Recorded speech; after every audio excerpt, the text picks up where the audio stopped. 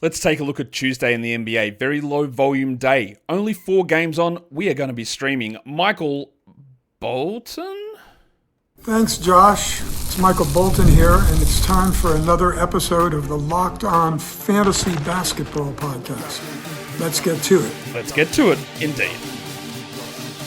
You are Locked On Fantasy, your daily NBA fantasy podcast. Part of the Locked On Podcast Network, your team every day. Hello and welcome to the Locked On Fantasy Basketball Podcast, brought to you by Basketball Monster. My name is Josh Lloyd, and will you be my Nicolas? I'm also the lead fantasy analyst at basketballmonster.com, and you can find me on Blue Sky at joshloyd.bsky.social, on Twitter at redrock_bball, on TikTok at redrock_bball, and on Instagram at Locked On Fantasy Basketball. Thank you for making Locked On Fantasy Basketball your first listen every day. We are free. We're available on all platforms. Also, check out lockedondaily.com and sign up for free for our newsletter. The best newsletter every day in your inbox, free, 5 days a week.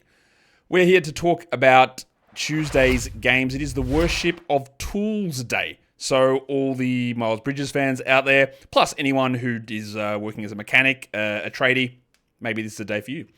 We're here to talk about the games on Tuesday, like I've said about 4 times already, just making sure you're aware. We've got 4 games on, standard 7 p.m. Eastern start, but the final game tips off at 8 p.m. Eastern. Okay, that's a very, very weird and early finish, but that's okay.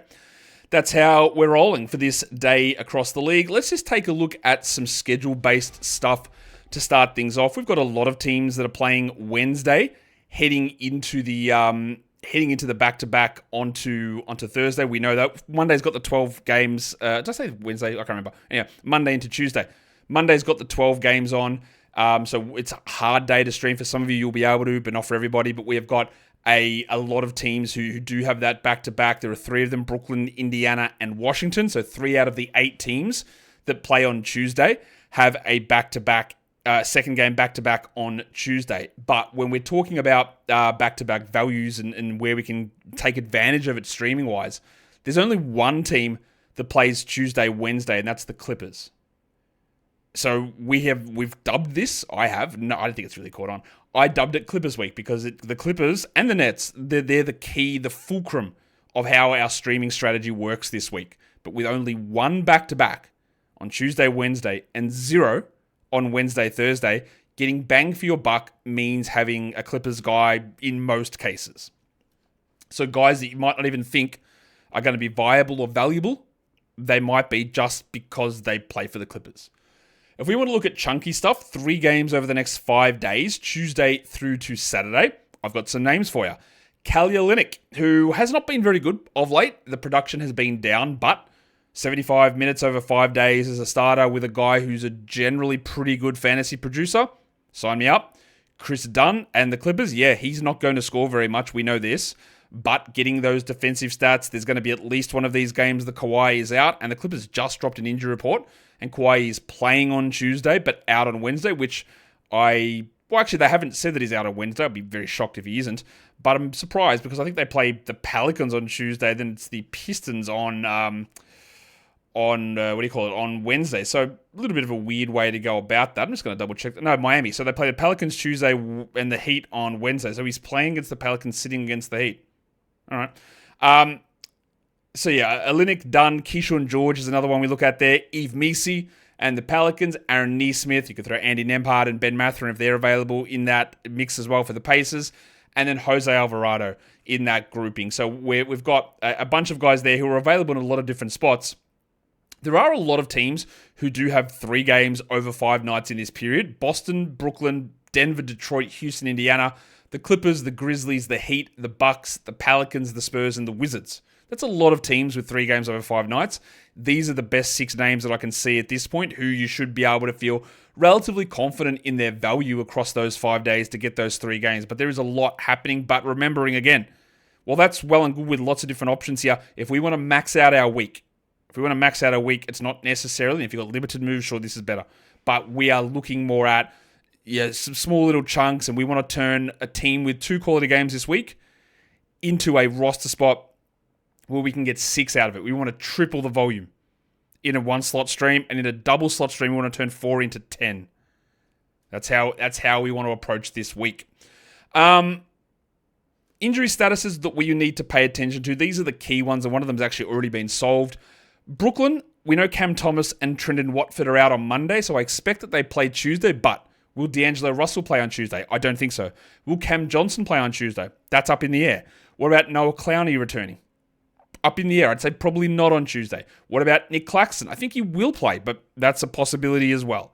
Tyrese Halliburton is questionable for the Pacers, and him being out elevates Nembhard, Neesmith, McConnell if he plays, and Mathurin, but we don't know that yet. And then I had Kawhi Leonard there as another key status, but the Clippers put their injury report out. Kawhi is not on it for Tuesday, meaning he will play Tuesday and almost certainly miss on Wednesday. They've already got no Norman Powell and no Ben Simmons for this week, so I think that we sort of know where that rolls. But Kawhi in on Tuesday changes a little bit of that calculus, but again, with the Clippers, we're hitting the Tuesday-Wednesday combo, not just a single-day situation.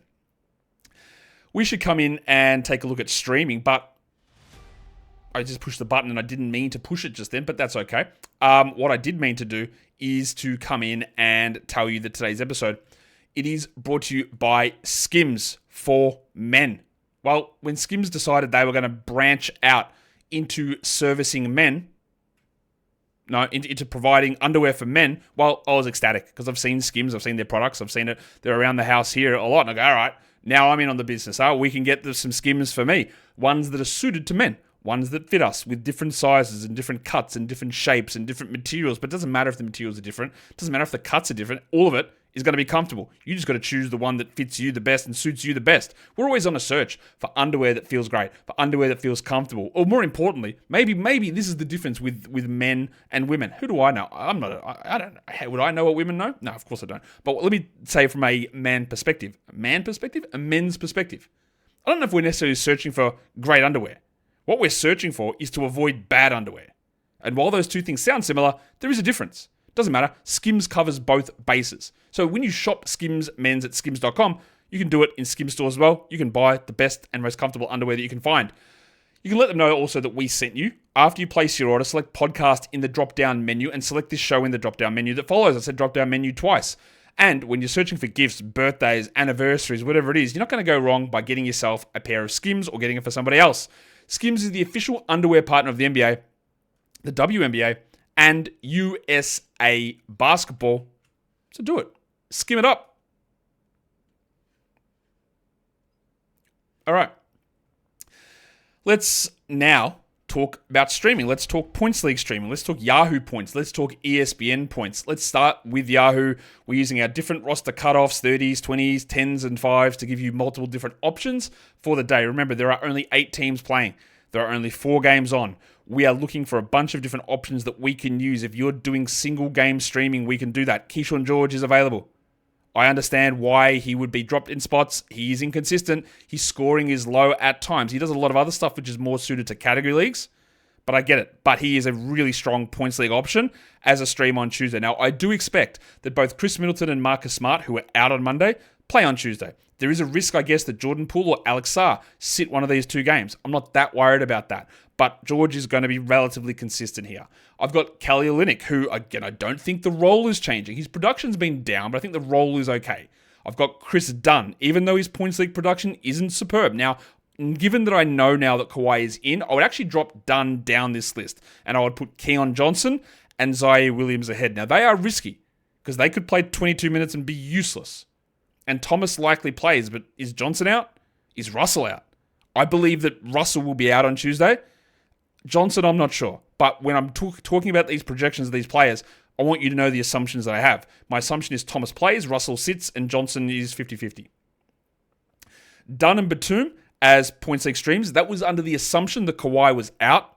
Kawhi is in. So you can drop those guys. They're still useful. And Batum is available everywhere. That's why he is on this list. So if you're double onyxing, if you're in a 20-teamer, Batum is a very, very interesting option given he is starting. You could throw Bogdan Bogdanovic and Derek Jones into this mix as well if they're available for you. Same with Amir Coffey. All options there. But again, we've got 8 teams playing. Dennis Schroeder's in this mix as well. For the Pistons, we've got a lot of different ways we can go. Jose Alvarado also.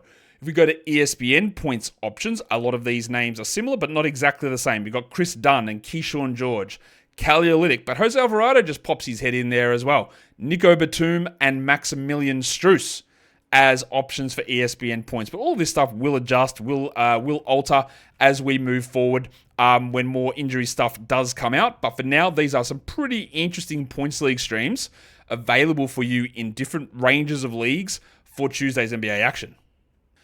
Now we can take a look at some category league streaming start of the week in your playoffs. We're looking at some things that can help us in multiple areas rather than getting entirely category specific. If you are in a spot where you can go entirely category specific, well, that becomes a little bit of a different situation. Of course, you can specify all this stuff over on Basketball Monster with our projections and look at your team and how it fits, but I'm not going to go hyper specific to begin the week. We'll narrow that down as we get towards the end of proceedings through Saturday and Sunday.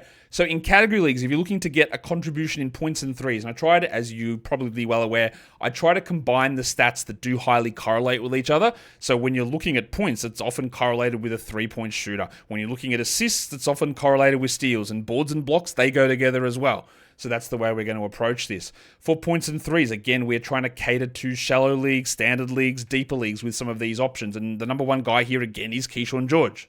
Yeah, he can have some stinking nights and his shooting has been entirely unreliable. But the opportunity is there. He's going to start. He probably plays 31 minutes or so. He might have a 15-point game. He might hit 4 threes. He'll add little bits and pieces as well. He's available in a lot of spots still. I go to Tim Hardaway next, and that is controversial because he's bad. But he's playing 30 minutes a night. Last game, he was pretty good. What you know you're going to get out of him, he is going to attempt threes. And you're probably going to get 2 to 3 threes without any question. And all you need is one sort of randomish night where he hits 6 of them, and then we're good. If you hit 4 of them, he gets 13 points. That's pretty good as well. That's all possible. He's very, very bad. I know this, but the role isn't changing. His role to shoot the role in terms of minutes isn't changing. The role to shoot threes isn't changing. And the role to just be a scorer isn't changing. That's what he's there for. I've got Kyshawn Johnson there. Again, we're working under the assumption that D'Angelo Russell is out and Cam Thomas is in. So if Russell is out, would they start Reese Beekman, the vulture, or will they start Kyshawn Johnson at point guard? I think they start Kyshawn Johnson. This could go completely tits up if Russell plays and Johnson's a 21-minute-a-night backup. It still has some value, but this is based on the fact that I think he will start. I have Corey Kispert there again. He has 0 upside.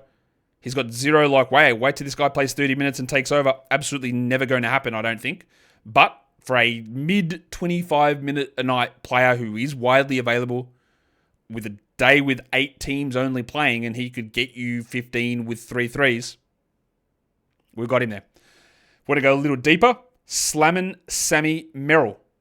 Now, the Cavs are going to be a weird team to try and figure out stuff for because we are going to see them rest and we're going to see them in-game rest as well, where they get up so big because they can't lose. They just beat everybody. So they've got the Nets on Tuesday. So what's the chances of Mitchell, Garland, Mobley, Allen all coming in under 30 minutes? It's got to be pretty high. Meaning that Okoro, Wade, Merrill, Jerome, even Hunter get their minutes bumped. Because last game we saw the game was close-ish against a really good team, and all of those guys had their minutes drop. Although, to be honest, you know what? I'm lying. That actually wasn't the case last game because they were pretty well up, and those guys, all the starters saw their minutes reduced. It was 2 games before when they somehow eked out a win over Charlotte, where we got the big minutes to Mobley and Mitchell and Garland and Allen, and everyone else was well down. Last game, they just spread it all out. And that's what I think we might have for the Cavs here against the Nets, which means Merrill has a 20-minute chance. And much like Kispert, much like Hardaway, what's he doing apart from shooting threes? Nothing. So he is one of the best, a bit like Malik Beasley, one of the best volume 3-point shooters in terms of just getting the volume up. The other name there is Jordan Hawkins, who, again, can't do a single thing else apart from be a 3-point shooter. Now, I think the Pelicans are going to get their guys back. CJ and Zion, who sat on the last game resting, I'm certain they'll play here, which means Hawkins will move back to the bench, but he still will play probably 23 to 24 minutes. There's always a 9.33 sort of basement value, but that could push to a game where he has 20 with 6. Sometimes. Maybe. We hope. That would be a good result if that actually was the way that it went down. If we move that now into talking about assists and steals, some carryover between those two categories, Jose Alvarado is at the top. Now, they started Jose last game. I'm very certain that Jose will not start the next game. But he can still play his 23 or 24 minutes. He can still get steals. He can still get assists. But with CJ there, the assist potential for him drops. But still, it's in the zone. Kyshawn George, you might say, why would he be there? Well, he generates a lot of steals. He gets the occasional 3 or 4 assist game with the random 7 in there occasion. Is that right? Josh, did I just talk shit? Did he actually have a 7 assist game? I'm going to check. I regret to inform you that I was wrong. He had an 8 assist game. Kyshawn George's career highs, 24 points, 9 rebounds, 8 assists, 3 steals, and 4 blocks. It's pretty good. Obviously, if he had all those in one game, he'd be very happy. That's one of the lines of the year. But there's just little flashes and little parts from him. Who, honestly, when you see his numbers coming out of Miami, that doesn't really make any sense at all. Except I'm going to go back now. We're doing a full Kyshawn George deep dive here. I just want to check some stuff because he's one of those guys that I didn't love as a player coming out of college. A tall shooter, but I don't really know what numbers you're giving me here, my guy, that would suggest that I should get excited for them. Because when I look at them, here's what he averaged in college. He played, 23 minutes a night. He averaged 3 rebounds and 2 assists in college with 0.9 steals and 0.4 blocks and 7.6 points. What? Bro. That's one of those ones where you got to give credit to the Wizards. They traded back into the first round to get this pick, to target him for a guy that put up those numbers, and he's been unbelievably better than anything we saw in college. That's a W. Anyway, assists and steals, guys. Marcus Smart, won't play Monday, almost certainly plays Tuesday, won't play big minutes, but 4, 5 assists and 3 steals? Why not? Dennis Schroeder. He could play 23 minutes, he could play 19 minutes, but if there's one thing that he does, it's get assists. He can score at times, it's probably only a 12, 13-point guy, but 6 assists, a steal, 2 steals, not bad. Nico Batum, this is what he does as well. He's a non-scorer. He will score 7, 8 points, but 5 rebounds, 5 assists, 2 steals, and 2 blocks is a line that Batum can put up, and you go, yeah, that actually tracks, that makes a lot of sense. He's been starting instead of Derek Jones. I think he'll start again instead of Derek Jones. And there's always that possibility. And then lastly, Kyshawn Johnson, who I think will be handling point guard duties. He might not, but I think he will. And that should give him 7 assist upside. It should give him... He's been a really good steals guy for most of this season, Kyshawn. Actually, what I do want to check now with Kyshawn Johnson as we go into full rabbit hole mode, what are Kyshawn Johnson's season highs or career highs in terms of stats? Career high assists for... Is that even him? Yeah. Career high assists for him, it's almost the same as Kyshawn George. 9 rebounds, 8 assists, 4 steals, and 2 blocks. There you go. That's Kyshawn Johnson for you, if you were looking to go in that direction. Today's episode is brought to you by Wayfair. Your home should reflect your style, and with Wayfair, it is easier than ever to make that happen. When you're looking for a simple refresh, or maybe it's a big, long-term project to change things up, Wayfair has everything that you need in one place. The huge selection at Wayfair makes it easy to find that perfect piece, no matter your space or budget. Cozy furniture, stylish decor, kitchen essentials, outdoor must-haves, Wayfair has it all, and the prices fit your budget. So whatever piece it is you're looking for, a rug, a side table, a set of coffee mugs, outdoor furniture, Wayfair has all that stuff. Plus, it is so easy and simple to compare and contrast the different options they have. And the delivery is fast with free delivery as well. Head over to wayfair.com and find something that's just your style today. That is WAYFAIR.com. Wayfair, every style, every home. Let's finish this off with some more streaming guys for category leagues. We go into the big men now. Rebounds and blocks is what we're taking a look at. Isaiah Stewart is the 18-minute-a-night backup at a bare minimum in Detroit, unless he decides he wants to start a fight, which is basically every third game. So he can do that, 7 rebounds, 2 blocks. Yeah, the upside's limited, but it's there. Carlo Makovic has been playing very well. Now, when they're fully healthy, when Olynyk and Zion are starting and Misi's starting, he's only going to be a 21-minute player. But 6 rebounds, a block or 2, why not? There's not that many great options around. And then, of course, there's Day'Ron Sharpe, who the last few games from Day'Ron have been atrocious. Now, if Nick Claxton is out, which I don't think he will be, but if he is, Day'Ron shoots up this board. But his last couple of games in 18 minutes have been absolutely putrid. But he can get 2 blocks. He can get 5 or 6 rebounds. He's an enormous offensive rebounder usually. So he's an option for us. Kyshawn George. Again, we've detailed that already.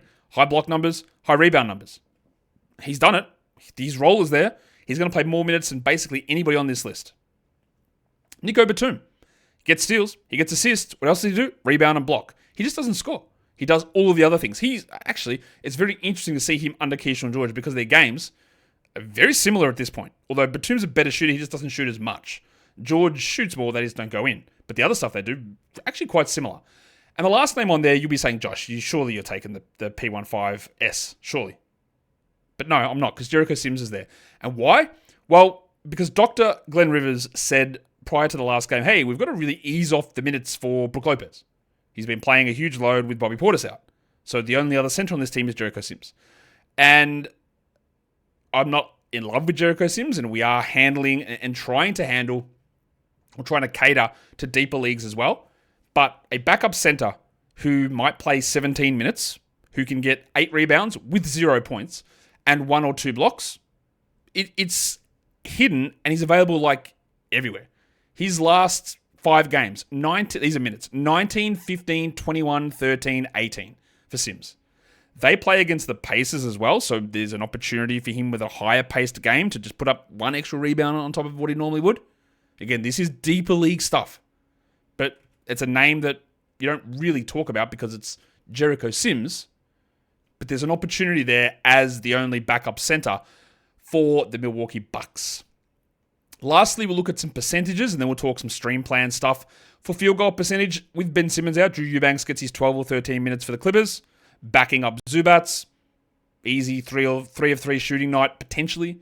Jericho Sims is there. He might be a 1 of 1, 2 of 2, just giving you a little boost there. And then Isaiah Stewart's a pretty high field goal percentage guy now that he doesn't take threes anymore. Free throws are easier to deal with. Amir Coffey, Dennis Schroeder, and Sam Merrill. Really good free throw guys. There's a numerous guys you can get for free throw percentage off the wire. A lot of really good free throw shooters are available in a lot of different spots because it often correlates to those 3-and-D, 3-point shooting specialist type players. Free throw percentage, one of the easier categories to get off the wire along with threes and steals. That is the holy trinity of streaming categories. The easiest ones to get off the waiver wire. The last thing I want to look at is the stream plan because, again, our stream plan assumed that Monday was a non-stream day. With 12 games on, nearly always you will have a full roster. It won't always be the case, and I can't cater to every scenario, but that is the way that we're trying to assume this when I'm doing this study to figure out the value of streaming. So we had 2 ways of doing it, and the 2 times that we've done the streaming study so far, the optimal way to do it was to use a 1-slot stream if we're doing a default 4 moves. Because that would give us the biggest bump, and it turned out to be the absolute no-brainer. You clearly win if you do this. With a 2-slot stream, the advantage was marginal because of the games weren't increased that much, and the options become limited in those scenarios. This week, I think it is a more optimal scenario to go for a 2-slot stream. I think you can actually give enough value there. You can turn from a 4-game week from the 2 slots into a 10. If you do a single slot, you can go 2 to 6, which is plus 4, but 4 to 10 is obviously plus 6. So I think that works for us. So let's take both ways. If you're doing a 1-slot stream, you do a single gamer on Tuesday. It's just a 1-game stream. So the 2 options I'm going to put out there that I'm going to track are Kyshawn George and Keon Johnson as my 2 single Tuesday streams. If I'm doing a 2-slot stream, I've got 2 different 2-slot stream options here. Now, both of them, I'm using the same pattern.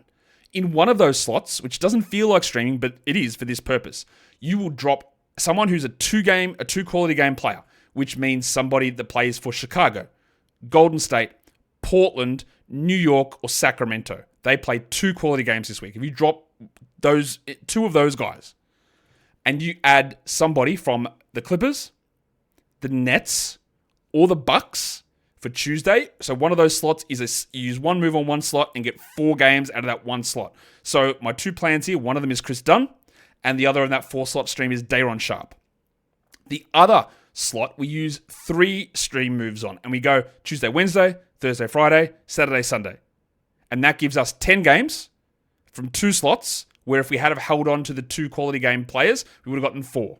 So I'm doing a single 4-game stream of Kris Dunn paired with a back-to-back of Nick Batum. And then I'm doing a single 4-game stream of Day'Ron Sharpe paired with a back-to-back of Kris Dunn. And that's what we're going to be tracking. So that's how it works this week. I'll update you next week on it, and I'm pretty confident that we're going to have some good results. We hope. Things can always go awry, But that is how I think we're going to go. That is the daily look ahead for March the 11th on Tuesday. So if you are here on March the 10th, on Monday, you can come in and give it a thumb. You can come in and leave a comment, and you can do me a favor and say something nice to somebody. Doesn't have to be me. It can be yourself. It can be one of your friends. Just there's so much negativity. There are so many people, and at times I've done this as well. There are so many people who their entire life / online existence is just negative talk to others. Why? Just people. Their negativity and criticism is necessary in certain spots, but if that's everything that you do, it can eat away, and I know that. Let's try and do a positive thing. Keep it on track. Guys, thank you so much for listening, everyone. See ya.